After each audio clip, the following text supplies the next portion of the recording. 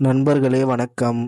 மறுபடியும் ஸ்க்ராட்ச்லேருந்து ஆரம்பிக்கிறேன்றதுல இன்றைக்கி நாள் 6 காலையில் எழுந்து ஜாகிங்கை முடிச்சுட்டு வீட்டுக்கு வந்து டீ போட்டு குடிச்சிட்டு குளிச்சுட்டு பிரேக்ஃபாஸ்ட்டுக்கு குழு குழு கூழ அடிச்சுட்டு காடியை பெட்டின்னு காலேஜ் கிளம்பிட்டேன். இன்றைக்கி நமக்கு எக்ஸாம் எதுவும் இல்லை, சும்மா படிக்கலாமேன்னு லைப்ரரி வந்தேன்.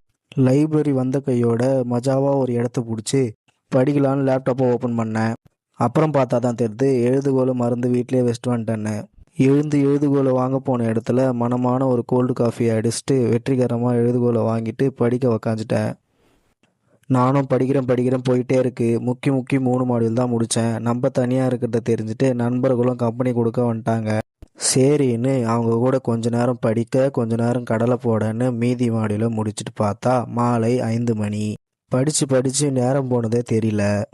படித்தது போதும் ஆள விட்றா சாமின்னு காடியை பட்டின்னு வீட்டுக்கு கிளம்பிட்டேன். வீட்டுக்கு வந்த கையோட சாப்பிட்டு படுத்து தூங்கிட்டேன். தூங்கி லேட்டாக தான் எழுந்தேன்.